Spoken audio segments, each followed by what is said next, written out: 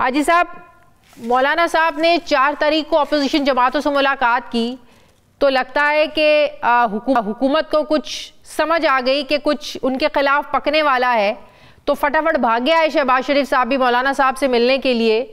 کیا مولانا صاحب منا پائیں گے اس حکومت کو دوبارہ الیکشنز میں جانے کے لیے؟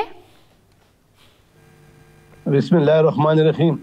دیکھیں، تقریباً الیکشن کا کل 8 فروری کو 1 سال پورے ہو جائے گا، اور الیکشن کے بعد کنٹینیو جتنے بھی اپوزیشن پارٹیاں ہیں یا حکومتی اتحاد کی پارٹیاں ہیں، وہ سب مولانا فضل الرحمان صاحب کے گھر آتے جاتے رہے۔ کسی کے لیے بھی سیاسی قائد کا دروازہ بند نہیں ہوتا، اور پھر خاص کر ایک منجے ہوئے سیاستدان مولانا فضل الرحمان صاحب کا سیاست میں ہمیشہ بات چیت کے ذریعے ہی مسائل حل ہوتے ہیں، اور سیاست دشمنی نہیں، نظریے کی بنیاد پر سیاست ہوتی ہے، اور نظریے کے بنیاد پر اختلاف ہوتا ہے۔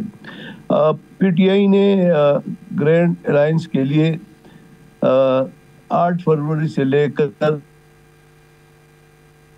ابھی 8 فروری تک میری چند دنوں سے یہ کوشش انہوں نے تیز کر دی کہ گرینڈ الائنس بنایا جائے۔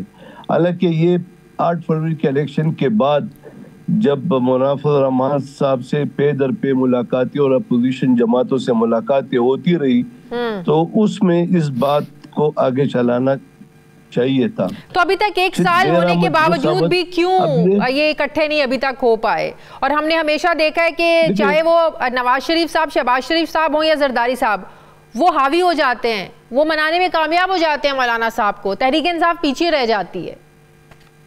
دیکھیں، ایسے نہیں ہیں۔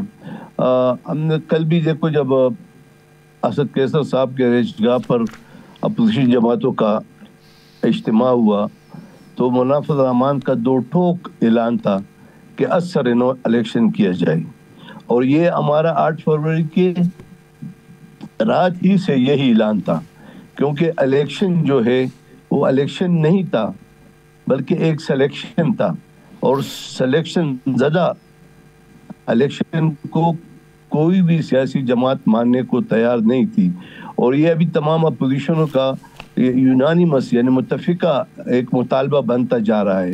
اچھا حاجی صاحب، اب آپ لوگوں کا بھی، مولانا صاحب کا بھی یہی مطالبہ ہے کہ حکومت فلف اور مستعفی ہو کر نئے انتخابات کا اعلان کرے۔ یہ 4 تاریخ کی ملاقات میں بات کری، ہمارے پہلے دن سے بالکل بالکل۔ تو اب جو ملاقات ہوئی ہے پرائم منسٹر سے، تو اس میں کیا بات چیت ہوئی ہے؟ وہ مانیں گے اس مطالبے کو؟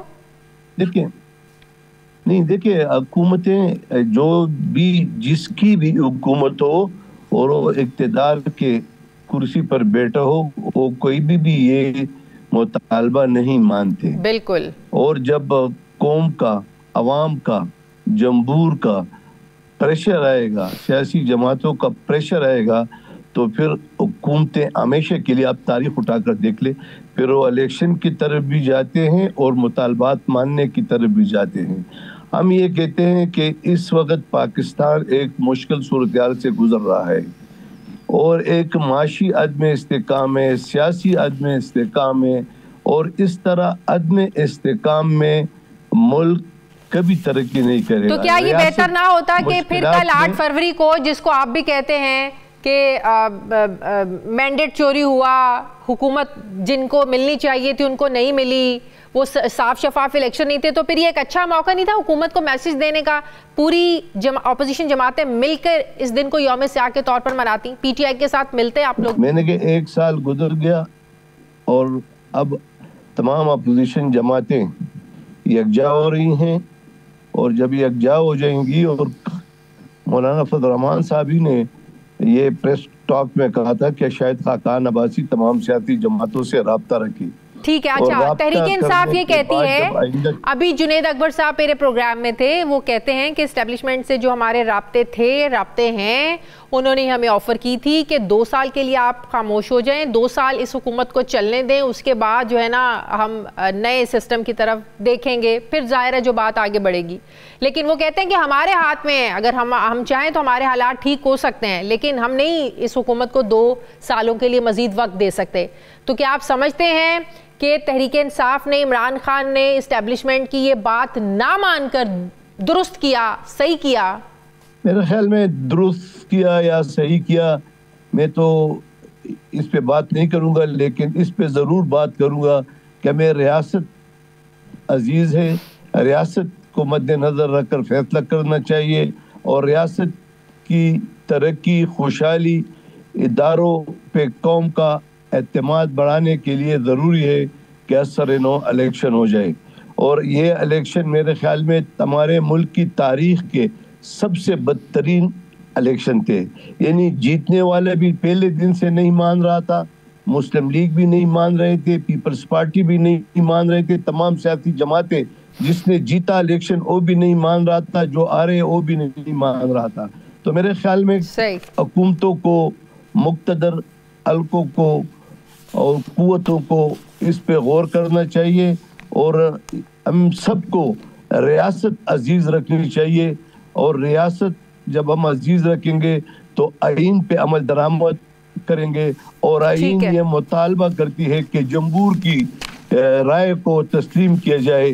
جمہور جسے بھی حکومت بنانے کا حق دیتی ہے اسے حکومت سونپی جائے. تو میرے خیال میں یہ اس میں کسی کے نہ ہار ہے نہ کسی. ٹھیک ہے, بہت شکریہ, بہت شکریہ. JUI کے رہنما گورنر KP حاجی غلام علی صاحب میرے ساتھ, بہت شکریہ آپ کا.